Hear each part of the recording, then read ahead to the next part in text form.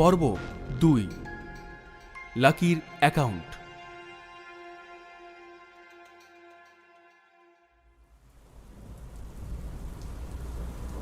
মেসেজটা পড়ার পর লাকির মুখ অঝোর বৃষ্টিধারাতেও যেন সূর্যের মতো উজ্জ্বল হয়ে উঠল। কিছুটা মোহের মধ্যেই চলে গেল সে। হঠাৎই তার মনে পড়ল ছোটবেলায় দাদুর কথাগুলো। লাকির বাবা মা যখন মারা যান তখন তার মাত্র 2 বছর বয়স। পরবর্তীতে সে যখন ক্লাস 4-এ পড়ত তখন তার দাদু মারা যান। সম্পত্তি, জমিজমা, টাকা, গাড়ি, বাড়ি সবকিছুই তার নামে করে দেওয়া হয়েছিল। তবে সেই সম্পত্তির অধিকারী সে তখনই হবে যখন তার বয়স হবে 20 বছর। কিন্তু ততদিন তাকে সাধারণ জীবনযাপন করতে হবে, নিজের খরচ নিজেকেই জোগাড় করতে হবে। এই পরীক্ষা দিতে গিয়ে লাকি ভুলেই গিয়েছিল যে সে আসলে গরিব নয়। খুব ভালো হয়েছে চলে গেছে। হোটেলের দিকে একবার তাকিয়ে প্রচণ্ড রাগে দৃষ্টিকে অভিশাপ দিচ্ছিল লাকি। তারপর বাইকটা স্টার্ট দিয়ে ফের সুশ্রুত মেডিকেল স্টোরের দিকে যায় সে।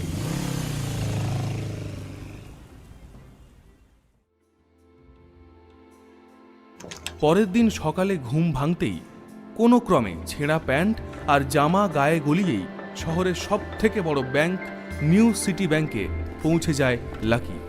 এই ব্যাংকটা যে কলকাতার শুধুমাত্র সব থেকে বড় ব্যাংক তাই নয়, এখানে কেবল শহরের সব থেকে ধনী ব্যক্তিরাই টাকা রাখতে পারেন, অন্য আর কারো অনুমতি নেই। এখন সেই ব্যাংকে যারা যান তাদের বেশভূষা, গাড়ি সবকিছুই টপ ক্লাস হয়, অথচ লাকি সেখানে যাচ্ছে সাধারণ ছাপোষা হয়ে। ব্যাংকে পা রাখা মাত্রই মাথাটা ঘুরল তার। নজরে এলো নিচে পার্ক করা কয়েক কোটি টাকার কিছু গাড়ি। সে মনে মনে ভাবতে লাগলো এই গাড়িগুলির মধ্যে একটা তারও হবে, একদিন সেও ব্যাংকে আসবে আর ঠিক এই জায়গাতেই গাড়ি পার্ক করবে। তবে তখনও যেন বিষয়টা তার কাছে দিবা স্বপ্নের মতো লাগছিল। গাড়ি থেকে চোখ সরিয়ে এবার আসল কাজ করতে ব্যাংকের ভিতরে গেল সে। ব্যাংকে ঢুকতেই সে মনে মনে ভাবল, কোথায় ওষুধের ঘ্রাণ আর কোথায় এই সুগন্ধ। একটা গভীর নিঃশ্বাসে যতটা সম্ভব সুগন্ধটা ধরার চেষ্টা করল।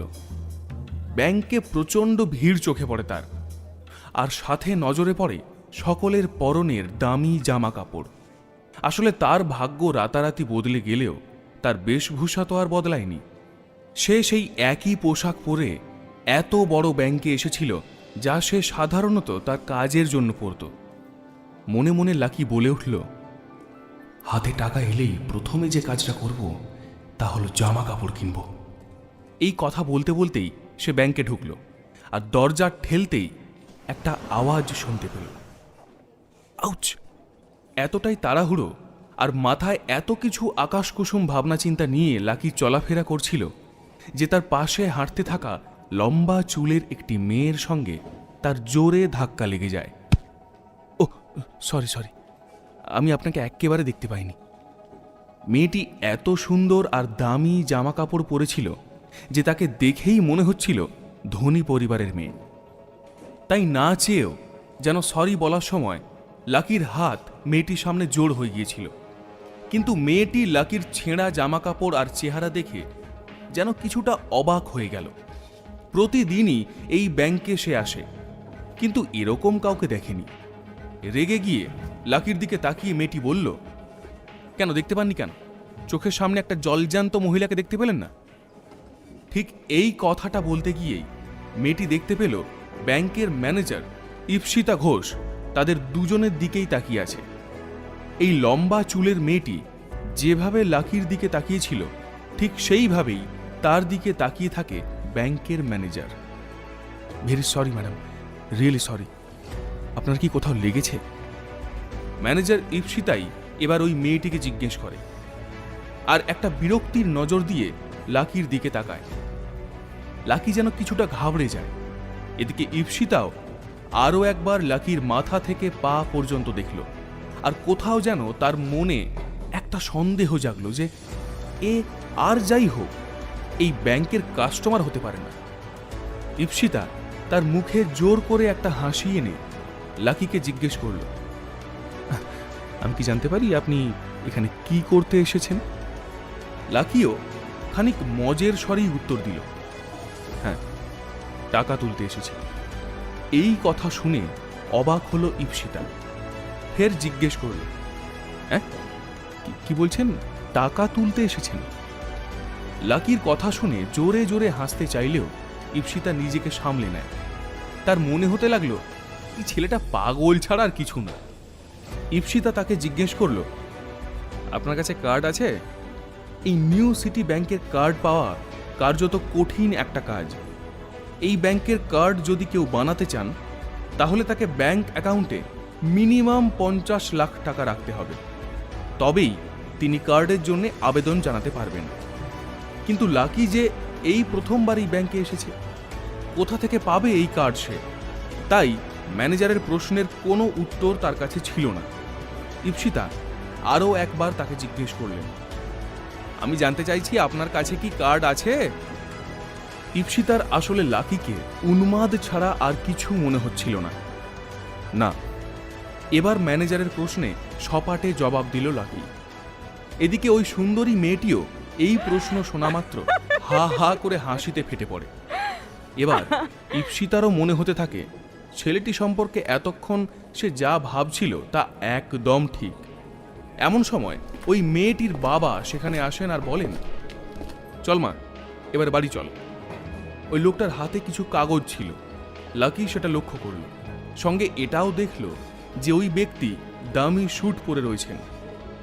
তখন ওই মেয়েটি ব্যাংকের ম্যানেজার ঈপ্সিতার হাত দুটো ধরে বলল, দেখুন ঈপ্সিতা, রাস্তার লোকজন যদি এভাবে আপনার ব্যাংকে ঢুকে পড়ে তাহলে অন্য গ্রাহকদের হয়রানি হয়, তাদের নিরাপত্তা নিয়েও প্রশ্ন ওঠে, তাতে আপনার ব্যাংকের ভাবমূর্তিও নষ্ট হয়। আশা করি ভবিষ্যতে আর এমনটা হবে না। এই কথা বলে রেখে নিজের কেবিন থেকে বেরিয়ে এলো ঈপ্সিতা। দেখতে পেল ব্যাংকের ভিআইপি লাউঞ্জের বাইরে দাঁড়িয়ে আছে ছেলেটা। কিন্তু এখানে সে দাঁড়িয়ে থাকলে তো সব থেকে বেশি বিপদ, কারণ এই লাউঞ্জেই যে শহরের সব থেকে বড় লোকেরা এসে বসেন, বিভিন্ন বিনিয়োগের বিষয় নিয়ে কথা বলেন।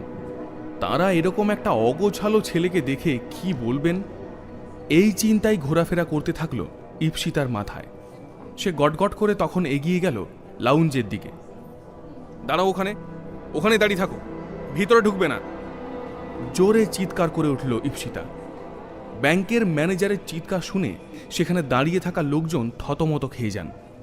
ঈপ্সিতা তার রাগ আর এক রাশ বিরক্তি চেপে রেখে হাসি মুখেই তাদের কাছে বলেন, সরি, আমি একটু বেশি জোরে চেঁচিয়ে ফেলেছি, ভেরি সরি। কিন্তু ততক্ষণে যা হওয়ার হয়ে গিয়েছে। লাকি সেই ঘরে ঢুকে গিয়েছে। আরে এটা কি মানুষ নাকি গাধা, বাংলা বোঝে না? এই কথা বলতে বলতেই ভিআইপি লাউঞ্জের দিকে এগিয়ে গেল ঈপ্সিতা। সে তখন ওই লাউঞ্জের দরজা খোলার চেষ্টা করে, কিন্তু সেই দরজা তখন ভিতর থেকে বন্ধ হয়ে যায়। উদ্বেগ আর চিন্তায় ঈপ্সিতা নিজের মনে বলতে লাগলো, এই ছেলেটা কি করে বিনা অনুমতিতে ব্যাংকের ভিতরে ঢুকলো? জামা কাপড় দেখে কেউ বুঝতে পারল না যে এই ব্যাংকের কাস্টমার হতেই পারে না। তার ভয়ে গলা শুকিয়ে আসছে, কারণ ছেলেটা হয়তো এতক্ষণে রিলেশনশিপ ম্যানেজারের কাছে পৌঁছে গিয়েছে। এদিকে ভিআইপি লাউঞ্জের সোফায় বসেছিলেন ব্যাংকের রিলেশনশিপ ম্যানেজার শশীধর চৌধুরী। বেশভূষা সে লক্ষ্য করেনি। মুখটা দেখা মাত্রই আর 5টা কাস্টমারের মতোই লাকিকে বলে উঠল, হ্যালো স্যার, কেমন আছেন? শশীধরের মনে হলো এনাকে তো আগে কখনো দেখিনি। নতুন কাস্টমার এলে তার ব্যাপারে ম্যানেজার ঈপ্সিতা তাকে জানিয়ে রাখে। কিন্তু এবারে রিলেশনশিপ ম্যানেজারের নজরে এলো লাকির ছেঁড়া প্যান্ট। তখন সে মনে মনে বলে উঠল, এবার কি রে বাবা, রাজভিখারি নাকি? এবার আর স্যারটার নয়। রিলেশনশিপ ম্যানেজার একটু অভদ্রভাবেই লাকিকে জিজ্ঞেস করল, আপনি কে ভাই, কি চাই এখানে? এটা ধনীদের ব্যাংক, এখানে 10,000 টাকা ডিপোজিট রাখা যায় না।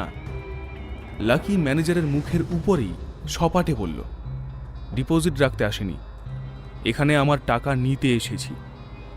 লাকিকে কিছুটা অভদ্রভাবেই জিজ্ঞেস করলো রিলেশনশিপ ম্যানেজার, টাকা নিতে এসেছেন? নিউ সিটি ব্যাংকের প্লাটিনাম কার্ড আছে আপনার কাছে? লাকির উত্তর, না, কোনো কার্ড ফার্ড নেই আমার কাছে। এই উত্তর শুনে বেজায় চটলেন ম্যানেজার। রেগে গিয়ে খুব খারাপভাবে লাকিকে বললেন, কার্ড নেই যখন তখন আপনাকেও কোনো কার্ড দিতে পারবো না। টুক করে দরজাটা খুলুন আর বেরিয়ে যান এখান থেকে। নিজের জায়গায় অনড় থেকেই লাকি বলল, বেরিয়ে যাব না, কোনো মতেই না। আমার প্রাপ্য অধিকার না নিয়ে আমি এখান থেকে যাব না। লাকিকে ম্যানেজার জানালো, আরে বাবা, কার্ড ছাড়া টাকা দেওয়ার সিস্টেম নেই আমাদের ব্যাংকে। কিন্তু লাকি যে নাছোড়বান্দা, টাকা তোলার এত শত জটিলতা তার জানা নেই। পরিষ্কার করে সেও বলল, টাকা না নিয়ে আমি এখান থেকে যাব না। ম্যানেজার বলল, দেখুন, সকাল সকাল অযথা তর্ক করবেন না। বলছি তো কার্ড ছাড়া টাকা দিতে পারবো না। চুপচাপ এখান থেকে চলে যান, না হলে সিকিউরিটি ডেকে ঘাড় ধাক্কা দিয়ে বের করে দেব। এই কথা শোনা মাত্র ঘাবড়ে গেল লাকি।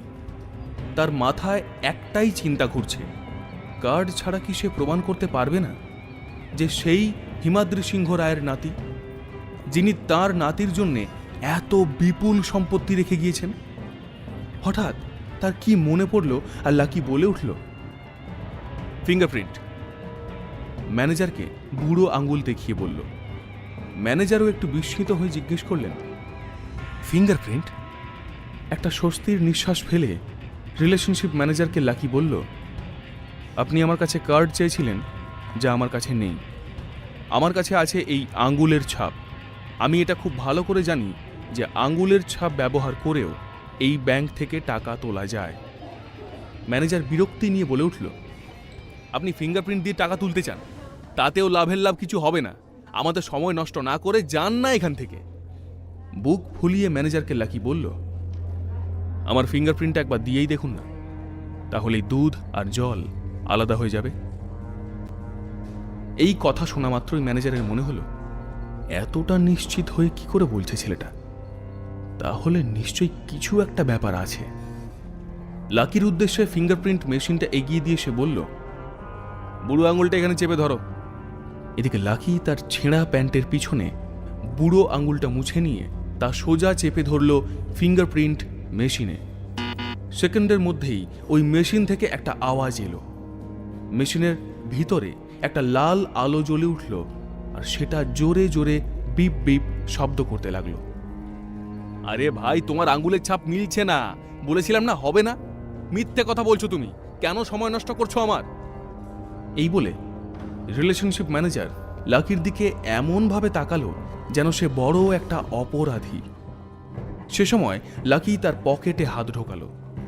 ম্যানেজারের মনে হলো, ছেলেটা বোধহয় পকেটে কোনো অস্ত্র লুকিয়ে রেখেছে এবং তাকে বোকা বানিয়ে ব্যাংকের কর্মীদের ও তাকে আক্রমণ করার ফন্দি খুঁজছে। এই সব চিন্তাভাবনা থেকেই ম্যানেজার পুলিশকে ফোন করতে যায়। ম্যানেজার তার ফোন থেকে 100 নম্বর ডায়াল করতেই লাকি খুব ভয় পেয়ে গেল। কি ভীষণ উদ্দীপনা আর উত্তেজনা নিয়ে সে ব্যাংকে এসেছিল টাকা তুলবে বলে। নিজের টাকা তুলতেই যে এত ঝামেলায় পড়তে হবে তা কল্পনাও করতে পারেনি লাকি। ঠিক কি হতে চলেছে ব্যাংকে? পুলিশ এসে কি লাকিকে গ্রেফতার করে নিয়ে যাবে? সত্যিই কি এই ব্যাংকে তার টাকা আছে? আর টাকা থাকলে কিভাবেই বা সে তুলবে? এর পরের গল্প জানতে হলে শুনতে থাকুন